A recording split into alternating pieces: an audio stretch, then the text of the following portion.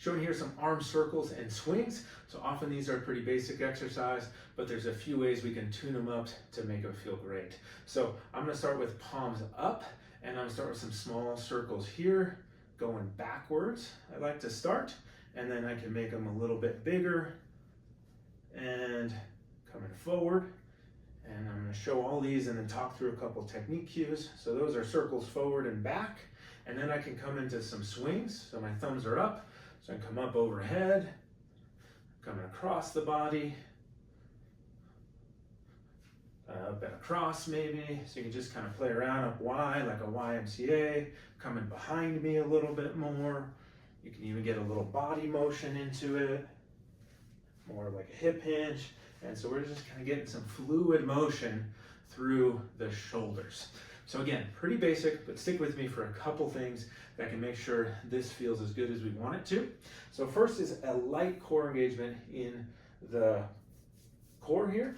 So that way we don't lean back or get too Gumby-like in the low back. So if you're a little stiff in the shoulders, as you run into some resistance here, there's a tendency to want to lean back or tilt to one side or the other. And so I want some light engagement, not a strong brace, but maybe a light engagement like somebody's going to poke you a little bit. So that way we're aware that our rib cage isn't flaring, our low back isn't arching. And so that way we're isolating this movement to more of the upper body, shoulder, thoracic spine, rib cage. That's number one. Number two, I like this palms up position or thumbs up. Get some external rotation of the shoulder and lets us maybe get into the chest a little bit more, lets us get across a little bit more. If I go palms down, thumb down, that doesn't feel as good in the shoulder. We don't have much range. And so thumbs up, palms up tends to give us a little more range through all of these.